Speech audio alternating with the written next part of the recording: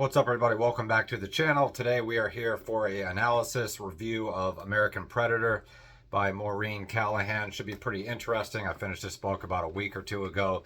Blew through it in less than a week, maybe 3 or 4 days. Super interesting. Definitely a page turner. And you guys may or may not have heard of this guy, Israel Keyes. And partially the reason for that is because the FBI doesn't really want you to know about him. They've kind of kept him under wraps for various reasons. And he definitely is probably one of the most creepy and twisted serial killers that I've ever, learned about or heard about. Maybe you guys will agree with me. There is another book about Israel Keyes. I believe it's called Devil in the Darkness. You guys can check that out. But this one's definitely a good introduction to Israel Keyes. And he kind of came on my radar maybe last summer when I was researching some true crime, cases and stuff like that. And he is, potentially and supposedly responsible for a lot of cases that he's associated with, but he actually hasn't been, convicted or proven to have any link to them. And he's actually dead now. Israel Keyes was arrested in 2012, I believe, and supposedly he killed himself in his cell with razor blades and then evidently left 12 drawings, I believe, in his own blood of skulls. He's not a very good artist, but you guys can just type in Israel Keyes drawings. For some reason, they're not in here. It's actually not any photographs in here. But the whole story is just really weird how he supposedly died. Evidently, there were reports that they saw blood kind of trickling out of his cell, and none of the correctional officers said or did anything about it. My suspicion is that possibly somebody murdered him, or possibly he had some kind of mutual understanding with somebody at the jail. Maybe potentially he paid somebody off to give him razor blades, or he snuck razor blades and supposedly hung himself and also slashed his wrist. I guess he would have slashed his wrist first, and then he did the drawings, and then supposedly hung himself at the same time. So anyway, the whole story just doesn't really make sense. Definitely sounds like he was maybe potentially suicided, as we would say if you're into conspiracies and stuff like that. So anyway, we'll talk more about the book here. I'm getting ahead of myself. But so the book basically starts out with the, let's see here. Okay, so the book starts about, basically the beginning of the book is about the Samantha Koenig case. Now, the book is very, very direct. It's almost written like an Ernest Hemingway novel or something. Just very, very simple writing, very, very easy to understand, very engaging, and kind of hooks you from the first page. But Samantha Koenig was a woman that was working at a coffee kiosk way out in the wilderness of Anchorage, Alaska. And Anchorage is pretty much where Keyes was based around this time. This is where his most notorious crime, or one of his most famous crimes or victims, we could say, was perpetrated by him. And you can watch the whole entire surveillance footage of the Samantha Koenig kidnapping. It's really scary. It's really shocking. And what's really sad about it is that, unfortunately, she did every single thing that he told her to do, like most of us probably would. But there were numerous opportunities where she could have escaped. But when you're under the sick influence or the sick mind of a crazy serial killer perpetrator, they will convince you of almost anything, right? And that's kind of the scary part about it. If ever you're in a place, you're in a situation, and you encounter somebody and they demand that you do something, or they ask you to do something, you don't feel right about it, don't do it. Always just say no.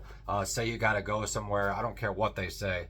You just really got to be careful out there in this world. And that's kind of what this book, in a nutshell, before we get into the actual book, kind of just reminds you of, is that, there's a lot of crazy people out there, and they evade law enforcement, and you never really know who you're going to encounter. Hopefully your friends and your family and your spouses and stuff like that are people that you can trust.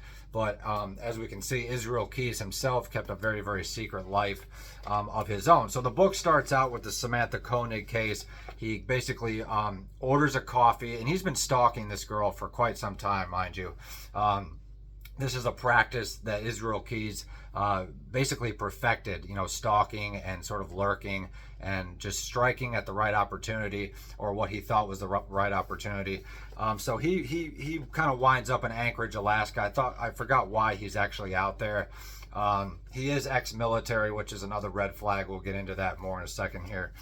But basically, Samantha Koenig is working at the coffee kiosk, and it's maybe, I don't know, I think it's after 9 o'clock, and he goes over, kind of waltzes over there, and orders a coffee. And when she comes back with the coffee, he's got his gun ready, and he basically says, "This is a robbery, please turn off the lights." I'm not going to get into the full details of what actually happened at the coffee kiosk, but the sad part about it is that there were people, you know, less than a mile away. There were some people walking around. There was like a fitness center and maybe a Home Depot or something across the street. You know, we're sort of talking maybe, I don't know, less than a mile away. So it wasn't right there, but somebody should have seen something. You know, all of a sudden the lights go off and there's a strange guy over there.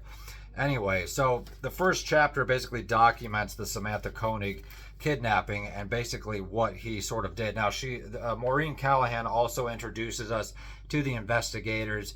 You know, we've got the prosecuting attorney, we've got the investigators, we got detectives and all that kind of stuff. Let's see here. So, and you sort of get to understand what a bureaucracy, you know, the justice system is in the first chapter. So we get a little rundown of the Samantha Koenig case, and we also get sort of a little interesting perspective about the, you know, the FBI and the Anchorage Police Department, the corrupt Anchorage Police Department, mind you. And I did write on page 13 here, possible feminist motivation from the author, because, sorry, it is really hot here today in Norfolk, and we haven't turned the air conditioning on yet. So if I'm going like this, it's because I'm sweating just a wee bit. So according to Maureen Callahan, you know, the female investigators were not treated very well, yada, yada. Who knows if that's true? I guess it's possible. But yeah, basically chapter 1 just sort of introduces you to the Samantha Koenig case, basically what took place. You guys can kind of do your own research about that. But she was a really beautiful, bright young woman that was lost to Israel Keys. And she almost got away from him when he was walking her to the car.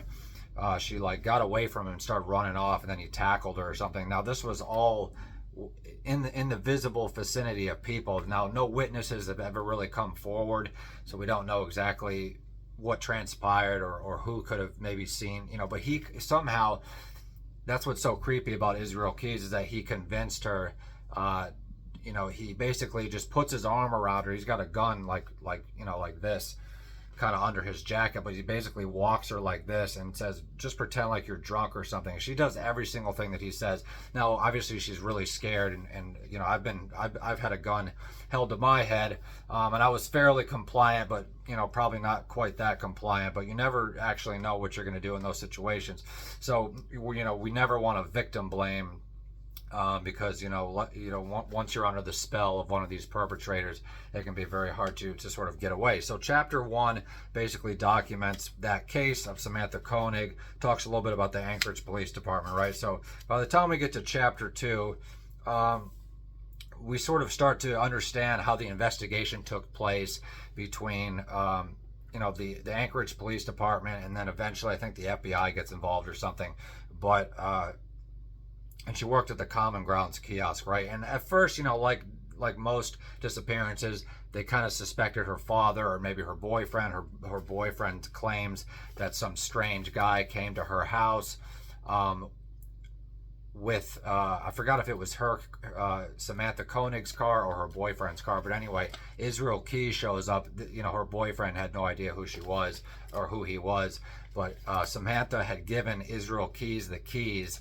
Yeah, she had given her the car keys for her car because she had left something in her car. I forgot what it was. And somehow Israel Keys convinced her to give her the car keys. So he drove, somehow he found out where she lived or whatever.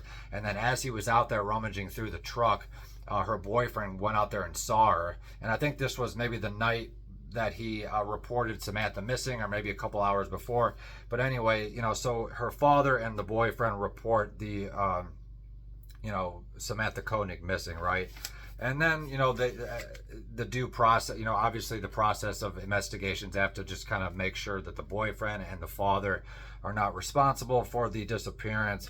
And then moving on to chapter 3 here, I'm going to kind of use the book to kind of structure the story of Israel Keyes. Just from this particular narrative, there's a lot of interesting information about Israel Keyes that is either in here or was not in here. You guys can kind of do your own research. Chapter 3 is pretty much, Samantha Koenig's been missing for 3 weeks. And now this is when shit starts to get really weird. They had some corruption from the Anchorage Police Department from day one. Had some corruption from the FBI, as they always do.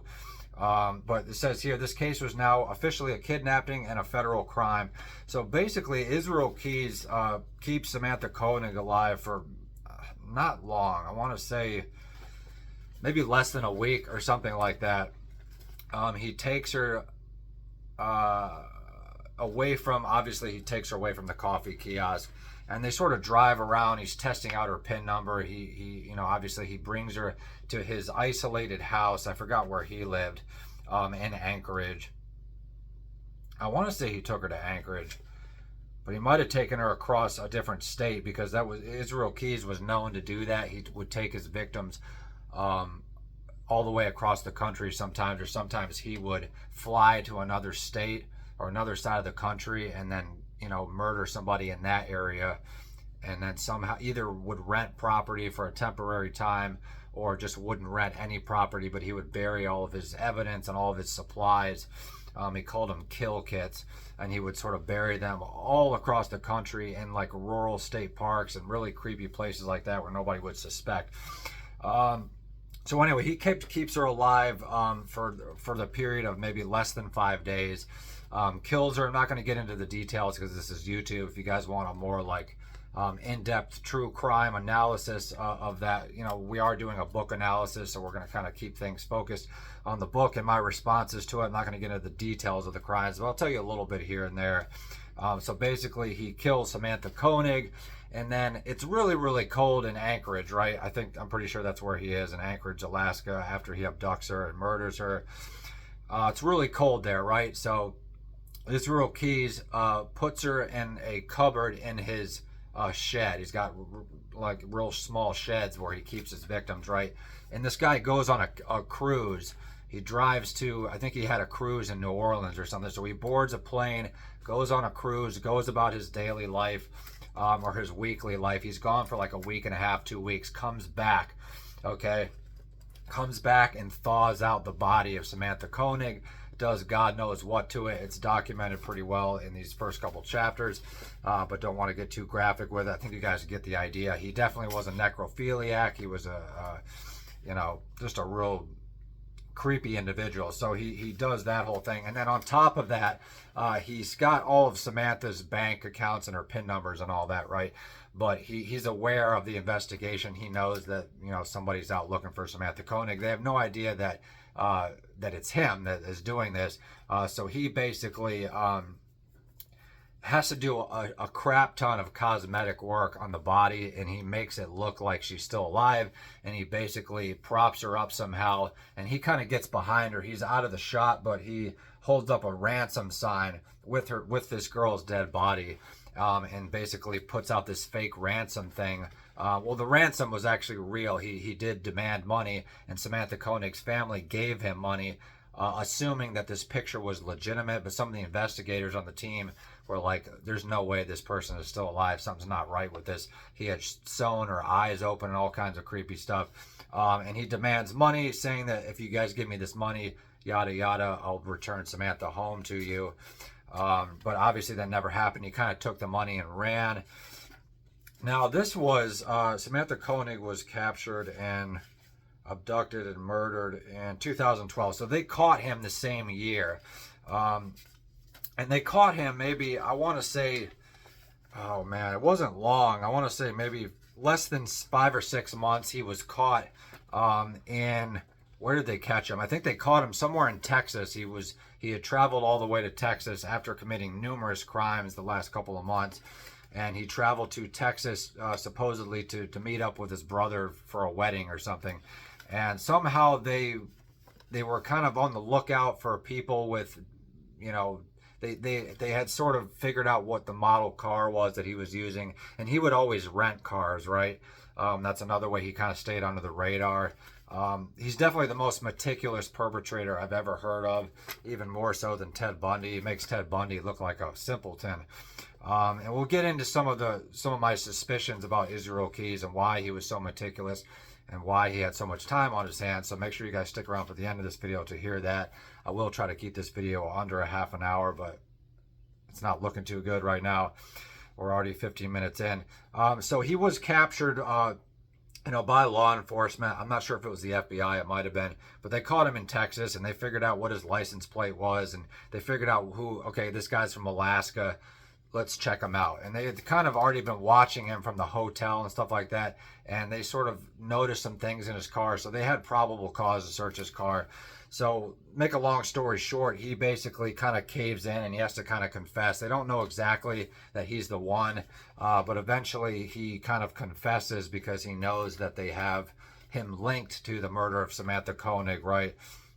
Now, there is a lot of complex not complex, but a lot of sort of immersive situational dialogue that takes place between the investigators and the police and Israel. But eventually, Israel Keyes decides he wants to talk. Let's see what he says here. So basically, they're still trying to figure out if this girl is still alive, and they find out shortly after questioning Keyes that she's no longer alive. Obviously, they were kind of holding out hope, and the investigators have to sort of, be the bearers of bad news to Samantha Koenig's family, and they kind of, start reporting on the story. But the one of the more manipulating things about Israel Keyes is that he doesn't want any information about him leaked to the press outside of the realm of law enforcement, because he wants to protect his daughter and his ex-wife or his girlfriend or whatever. Go figure. So it says it would take 2 weeks to extradite Israel Keyes from Texas to Alaska. So yeah, he was in Texas where they caught him, and they brought him back to Anchorage. Cat Nelson found a local website for his business, Keyes Construction, with included a capsule biography.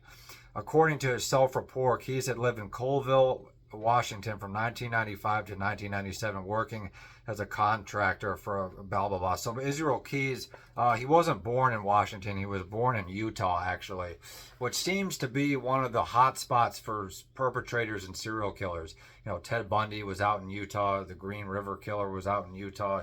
A lot of guys go out to Utah to dispose of remains and stuff like that. Anywhere in the rural part of the country, sort of the Southwest or the Midwest, is definitely hot spots for serial killers to bury their evidence or to commit crimes.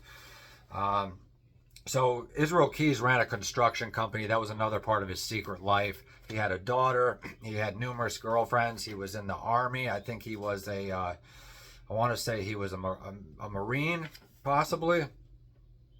The next entry in the biography put Keyes in the U.S. Army from 1998 to 2000, stationed at Fort Lewis in Washington, Fort Hood in Texas, and Sinai, Egypt. Okay, so already we've sort of got the military-industrial complex sort of going on. And even before that, let's just, we're kind of skipping around here, but I do want you guys to understand Israel Keyes. So obviously he was in the Army from the time he was maybe 17 to, I don't know, his early 20s, maybe mid-20s. Now, before that, let's see here. Israel Keyes was born in the tiny town of Cove, Utah on January 7th, 1978. So we're going back all the way to 1978. Now, in addition to the military-industrial complex, we also have the religious cult industrial complex. He spent free time with his family on learning how to fix anything that was broken, or alone with an ever-present book. Now, both his parents were Mormons. So Israel Keyes starts out as a Mormon, and we all know about the Mormons. I'm not saying they're all bad people, but it is a very strange, deranged, degenerate religious cult. I've known some Mormons growing up, when I was in high school or middle school, and there were some okay people out there, but they are definitely very I have a lot of questions about Mormonism and all that stuff. So, okay, so he starts out as a Mormon, and then eventually his family sort of ends up joining another cult. Apparently, according to this author, um, Israel Keyes and his family join a white supremacist anti-Semitic cult church called the Ark. I've heard a little bit about the Ark. There's also some wacky people that were in the Ark, like the Kehoe brothers that committed those bombings, and they wanted to start a race war and all this kind of stuff. Whether or not they're anti-Semitic and all that stuff is kind of, I would have to look further into that. Apparently they are white supremacists. But so we have a history of Israel Keyes' family being associated with these religious cults. And then he joins the Navy. But the weird thing about Israel Keyes, it talks about this in chapter, let's see here, chapter 21 is basically all about Israel Keyes' family life and his history. He has no birth certificate. He's never been to the doctor. He's never been to the dentist. He's never had any vaccines. Now, how his parents were able to get away with this, I'm not really sure. I guess if you're, are wealthy enough. Apparently they weren't very wealthy, though. They were kind of living on the fringes of society out in rural places. They would just buy property, sort of living off grid, if you will. So I guess it's possible that you could do that. Maybe they'll let the Mormons and stuff like that get away with it. So from the beginning, Israel Keyes is very, very hard to trace. There's basically no history that this guy ever really existed. Now, how he got into the military, with almost absolutely no credentials. I think he was homeschooled the majority of his time as well. But that's neither here nor there. But Israel Keyes his family kept him away from society, right? But he did learn how to shoot guns. He learned how to live off the land. He learned how to hunt, and that's kind of where he started learning how to stalk people. He would sit up in trees and look for deer and elk and stuff like that, but he started people watching, okay? And then he starts kind of torturing animals, and all that kind of stuff. He kind of denounces religion. Now, this all comes out in partially from his own confessions to his crimes when the investigators start kind of pushing him. They want to get more information out of him. But a lot of this came from his mother, and some of his relatives, the very few that would talk, and also his ex-girlfriend. I don't believe he was ever married. So we sort of have we have the weird cult-like behavior of Israel Keyes and his family, and they start out as Mormons. That's pretty weird. Then they join the Ark, which is even weirder. And then I think thirdly, he joined some other kind of cult. I can't remember what it is. But by the end of his life, he sort of starts considering himself a Satanist. Now, his father did die under weird circumstances as well. Even when he began marking himself with satanic imagery, branding an upside-down cross on his chest, and getting a pentagram tattooed on the back of his neck, Tammy rationalized it as a delayed reaction to his religious upbringing. Now, there is a lot of really in-depth, creepy stuff about his early life that comes to, sort of comes to light. And now he was friends with the Kehoe brothers, the Kehoe family, who sort of, were sort of critics or somehow involved with the Oklahoma City bombing. And they sort of claimed that Timothy McVeigh, or one of the Chevy Kehoes, I guess one of the Kehoes brothers, was one of the accomplices of Timothy McVeigh. So, Maureen Callahan's laying this all out for us, right? But she's not really telling you to read between the lines. And so all kind of sort of, what do they call it? Light bulbs are kind of going off in my head with military-industrial complex, FBI, deep state involvement, religious cults, satanic stuff. Now, whether or not they're writing some of this stuff in just to get book sales and get you to turn the page is maybe possible, but apparently he had a pentagram tattooed on the back of his head, and he was involved in Satanism. He was torturing animals and all this stuff. And basically the thing with Israel Keyes is, like, yes, he was in the army, but how did he actually get into the army, and what did they do with him? He never went to combat. He was in Egypt, and he assaulted a couple of prostitutes, and his sort of the other men from his regiment started kind of asking themselves, this guy's not quite right. But he was an excellent soldier, evidently. He was a really good soldier. He could shoot a gun. He was really smart. He was supportive of his other comrades. But, there's something definitely not right with this guy, right? And his ex-girlfriend, I think his name is Tammy, says, but as best the FBI could put together, the Keyes family had been traveling by train. Flying was against their new Amish belief system. So we didn't mention that yet. I think I said we started out as Mormons, then they joined the Ark, and then they became Amish. So they pretty much went through every single, religious cult in the United States you can possibly think of. Now there is some links to his father. It says a few of his army buddies got the distinct sense that Keyes and some of his siblings had been abused by their father Jeff. And also, I forgot what they said here about the FBI, but his father had something to do with the FBI here. We'll get to it in a minute, but basically there's some suspicion that as a result of the religious cult and as well as some of Israel Keyes' behavior towards his father, and also the fact that he would never talk about his father, people started suspecting that Israel Keyes was maybe abused or molested by his father. And I think that my suspicion tells me that Israel Keyes was not born, that he was made.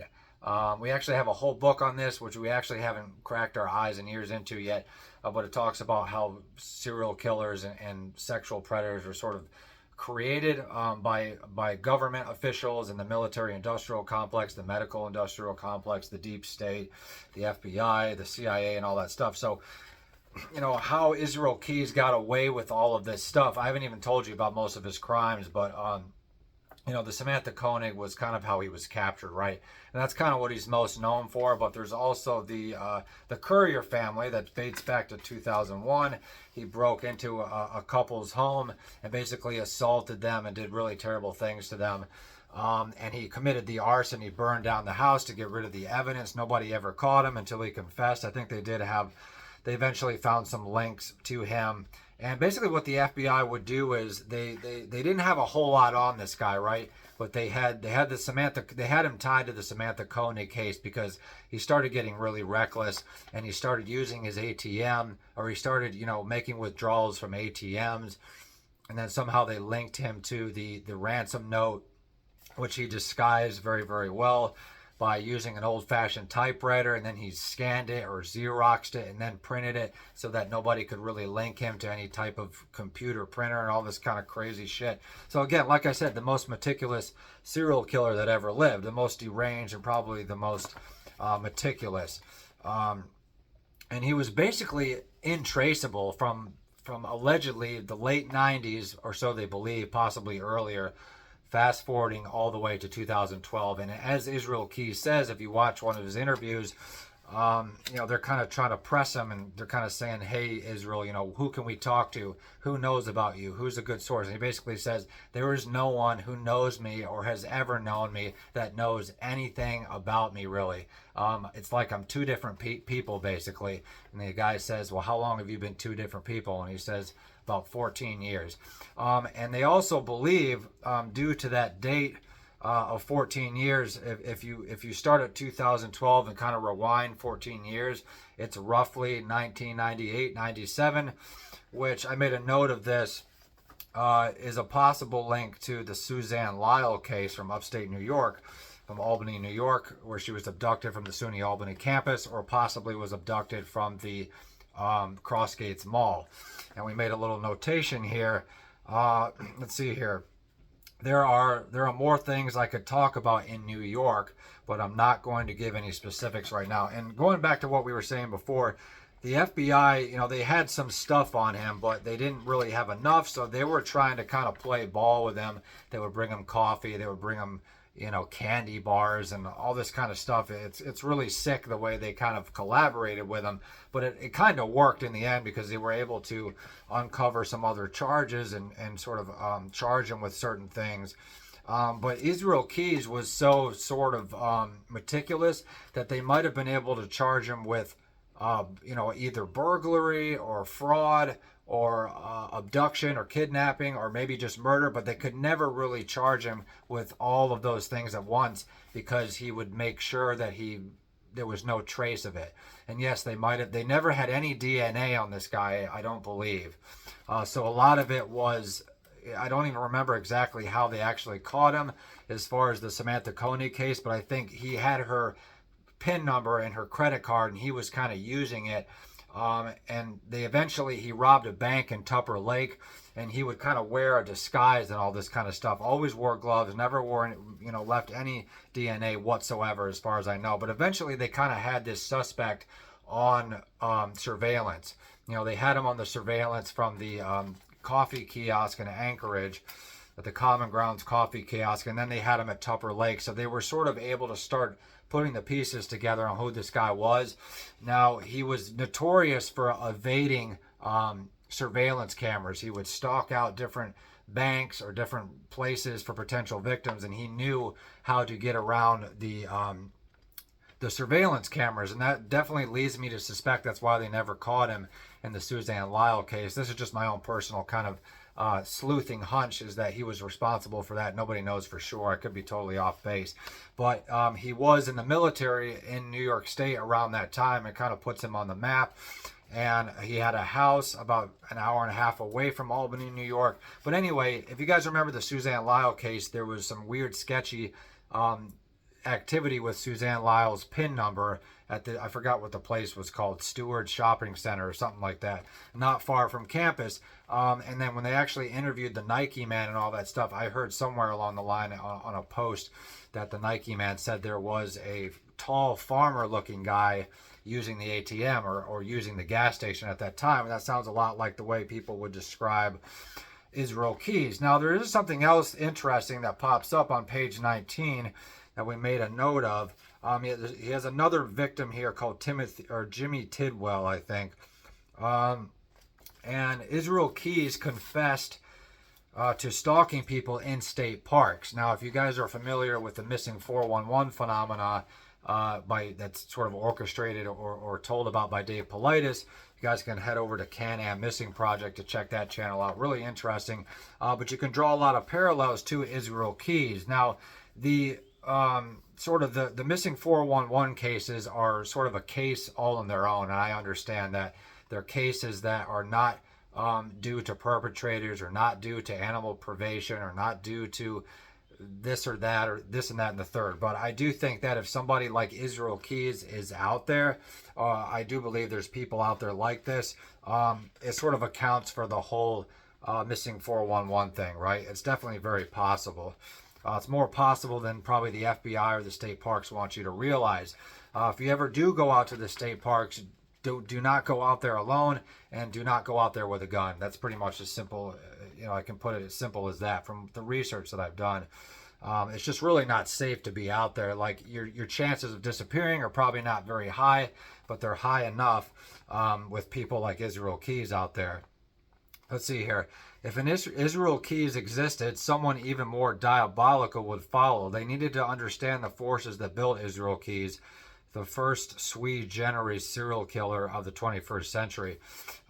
So this is, I wrote here, a weird thing to say, right? Because if Israel Keys existed, someone even more diabolical would follow, right? So this is all speculation on Maureen Callahan's part. She's a good writer. She's trying to make things kind of creepy and engaging, but it does make you wonder who else is out there like Israel Keys, and who is creating these people. Now, yes, we talked about Israel Keys having a construction company and all that, but how did he have so much time on his hands, and how did he have so much perfect timing on his hands, and who trained him on how to do all these meticulous things to avoid being captured or caught or anything? The guy would shave all of his body hair so that there was less chance of, sort of DNA evidence popping up. He would take the battery out of his cell phone. He would travel miles and miles all the way across the country, sometimes to kidnap people, bury them, do God knows what with them. He would, dispose of people in very, very strange, meticulous ways that would be hard to sort of fathom. So my hunch tells me that this guy was either severely abused and sort of, how do you say, groomed to be such a cold-hearted psychopath, but also you know, I'm starting to believe maybe there were accomplices with somebody like Israel Keys. And I think she gets into that a little bit. Now, obviously, he was a big connoisseur of true crime books, and he said Ted Bundy was his hero and all this kind of stuff. But how did he get into it? Is there more going on there with his father, or sort of his time in the military, his time in the Mormon group, in the Amish group, and in the Arch group, the supposed white supremacist, anti-Semitic group? Is there more stuff going on there that even these books and the FBI is not revealing? Now, the FBI has hours and hours and hours of unreleased confessions and conversations and sort of interrogations with Israel Keys. So what else is actually in that footage is anyone's guess. But anytime you're dealing with serial murderers, I think, we were sort of taught to believe in school, or even by the authors, that these people are sort of born. Now, in some cases, yes, they are. There are some crazy sociopathic, psychopathic people out there. But if you really look into a lot of the famous serial killers, the ones that are sort of written about and talked about and shown in the movies and the books and all that stuff, they, time and time again, they have ties to either the military or extreme religious groups, or things like medical groups and stuff like that. So we sort of have, I forgot what it was here, but there's sort of a connection to, the Keyhost brothers and the satanic groups and all this kind of stuff. And his brother, or his father, sort of, I forgot what his father's connection was with the FBI, but there was something. Then we have another case called the Julie Harris and Casey Emerson cases. These are just some more of his potential victims. Now, we say potential because we have the Couriers, right? We have Samantha Koenig. I think we have a few others they're pretty dead set was Israel Keys. But actually, the last page of this book basically says that Israel Keys made sure that his case would never be solved. And I suspect he was linked to Suzanne Lyle, because, you have the connection of the bank robbery to Tupper Lake. Obviously, that was much later. But, okay, so now we're getting towards the tail end of the book here. Let's see here. So we also have some other really, really weird stuff that goes on here towards the end. Let's see here. Now, the book talks about how Keys started to travel to Mexico and various other places for strange surgery follow-ups. Now, let's see here. There was no reason to believe that the journal entries were about anyone else. The Keys family didn't believe in doctors or medicine. Israel himself had no close friends. He was still living with Tammy, and she reported getting all her medical care locally. These were surgeries that Keys kept secret, but why? So he traveled to somewhere. It says SD. Maybe that's, I'm not sure where that is exactly. But he had weird dental work and medical lap bands, whatever that is. And then, so he's kind of keeping notes in his diary of weird dental surgeries and weird fillings that he was getting. In addition to that, we have some other things. That wasn't all. On April 2007, Keys had an appointment at Cosmed, COSMED, a plastic surgery clinic in Tijuana. So he's traveling way outside of the map to get these surgeries. Travel records put him there. The FBI had some pictures of Keys in the Army, and those were nearly 26 years old. He didn't look all that different. What exactly had he changed? Keys spent the next Tuesday likely recovering at the Costa Golden Haven Hot Springs Spa in Napa Valley, California. An entry from August 8th, 2007 read only pre-operation. October 10th, 2007 says operation, OP. It's unclear if investigators ever asked Keys about these entries or elective surgeries, or why he would schedule them out of state or out of the country, keeping them secret from Kimberly and his daughter. That said, DNA cannot be altered, but science can minimize how much of it someone might leave behind. Fingerprints can be surgically modified, body hair can be lasered off, and I think that's what he had done on his arms, because even in prison he had no body hair, which was really weird. Perspiration can be shot short-circuited with Botox. So maybe he was getting his body engineered to not sweat as much. Really weird. Keyes admitted the one thing he worried about leaving at the courier's house was DNA from his sweat. So, okay, this is how meticulously crazy this guy was. He was getting surgeries to remove his hair, to alter his fingerprints, to alter his hair, and also his sweat glands. And my suspicion tells me that he was possibly getting some kind of maybe gender surgery to erase his gender, or try to alter his DNA. And I wouldn't be surprised if the FBI or the deep state had surgeries like this. You know, you go over to Thailand, you can get any kind of surgery you can possibly think of, maybe Tijuana. Most telling was the gastric surgery. So he was also getting stomach surgeries. We'll talk about this. Keyes was nothing if not a time management master. If investigators thought about it, Keyes could easily go at least 12 hours without eating, as he seemed to have done on the nights he took Samantha and the couriers. Here was something else, far less pressing, but no less sinister to consider.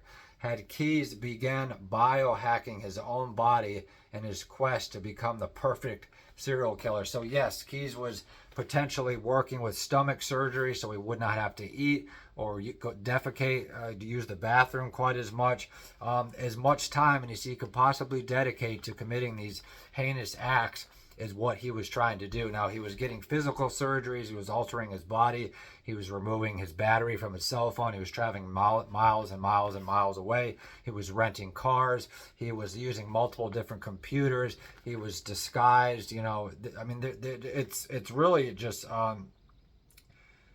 morbidly fascinating and interesting what this guy, the lengths this guy went to get away with what he got away with. Let's see here. So he did go to Egypt while he was in the army, and he assaulted some prostitutes.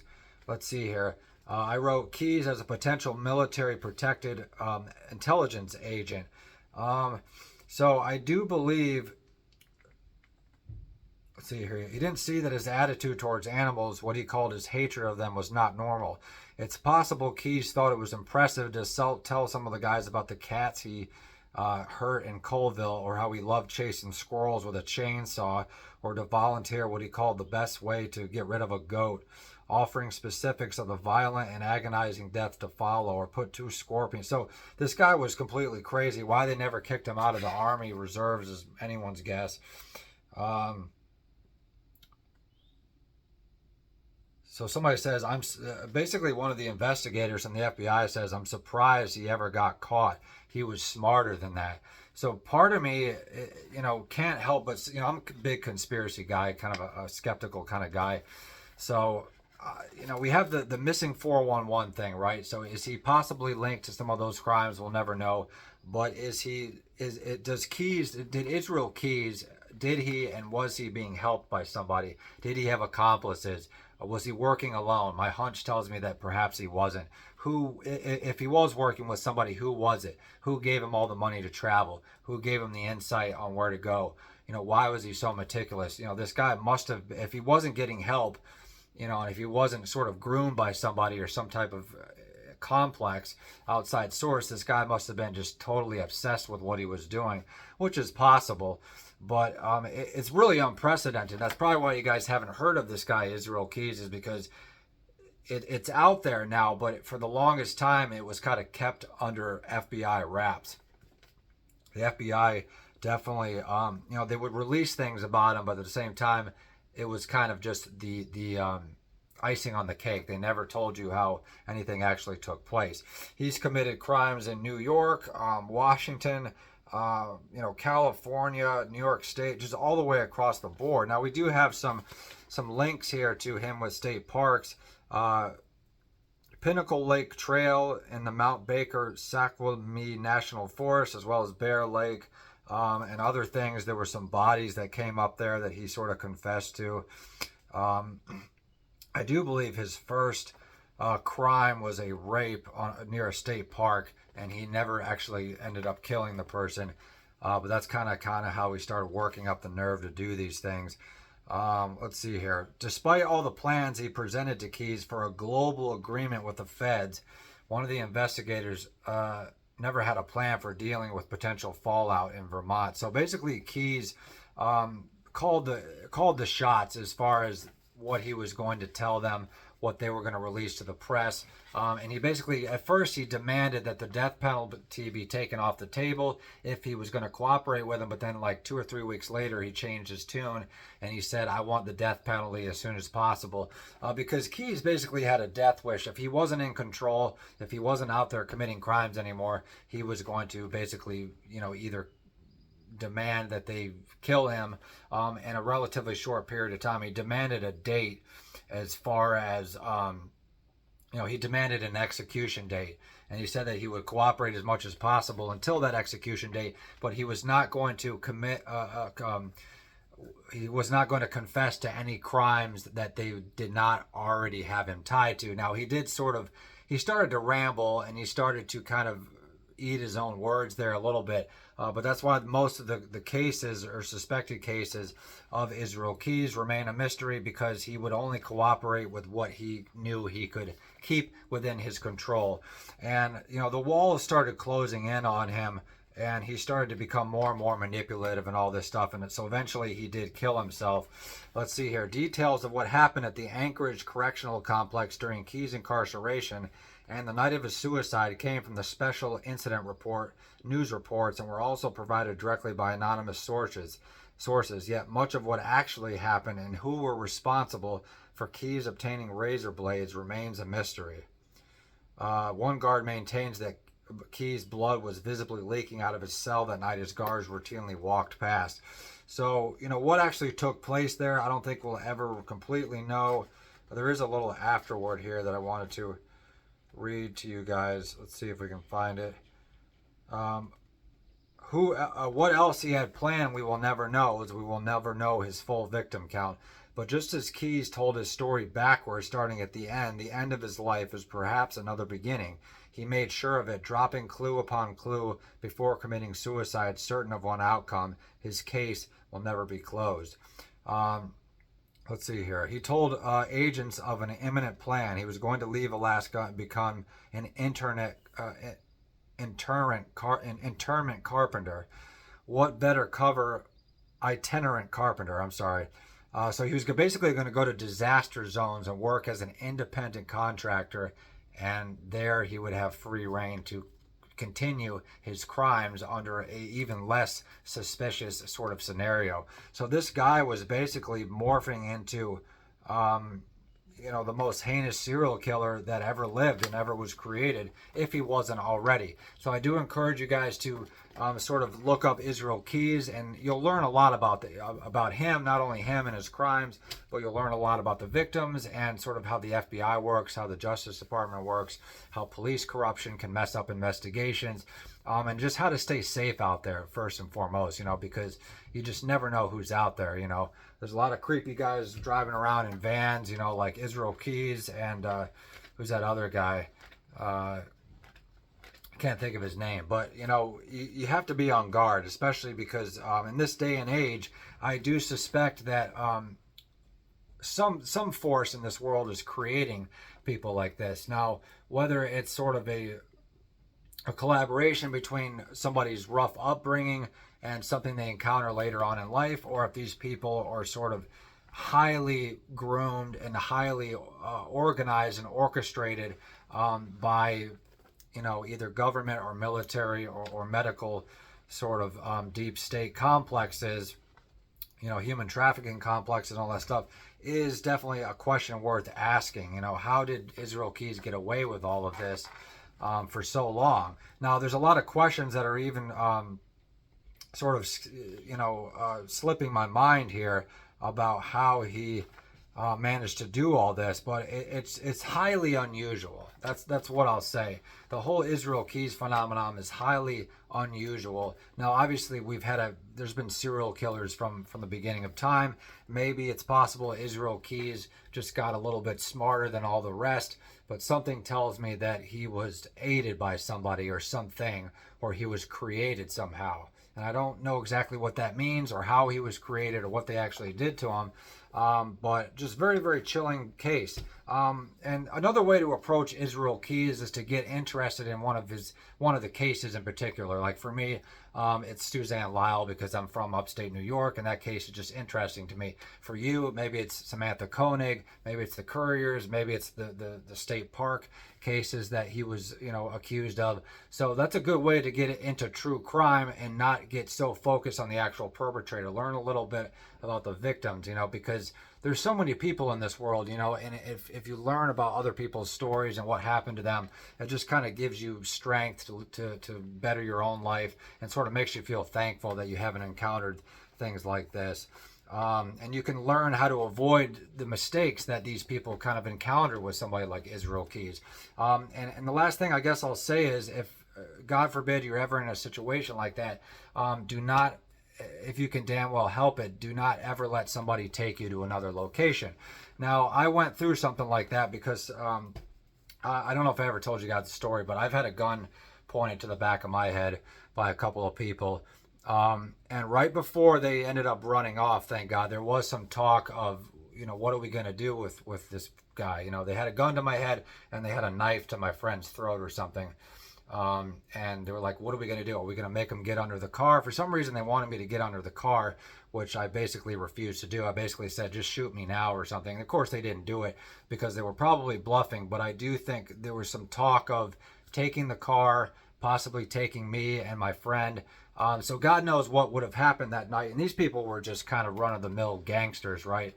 I don't think they were serial killers, but it just goes to show you if somebody is on drugs or if they're just crazy and they have bad intentions for you, fight like hell to not go to a second location. It's better to get killed or beat up there or leave some type of evidence, scream, kick, do whatever it is you got to do, throw your wallet or something. Leave some kind of evidence there so that people can find where you're at or but never let somebody take you to another location because chances are, it's all going to be over from then on. That's what they say. So thank you so much for watching this video. Make sure you guys check out the book, American Predator by Maureen Callahan. It's definitely one of the top books I've read this year. And we might go back and do a rereading at some point. But I do want to get into the rest of the summer reading list. But yeah, this is definitely a good place to start. It makes true crime much more approachable. It's not super scientific and it's not really too grisly. It does have some grisly parts. There's a nice picture of the lady there. And last but not least, in conclusion, I will say that this book does have sort of a feminist viewpoint. There's just a lot of references to feminism. Of course, we have the supposed anti-Semitism, white supremacies type stuff. So we do have some sort of politically motivated themes in here, but for the most part, it is centered on Israel Keys and his story and the story of his crimes and his victims. So make sure you guys pick up a copy of American Predator by Maureen Callahan, and we'll talk to you guys very, very soon.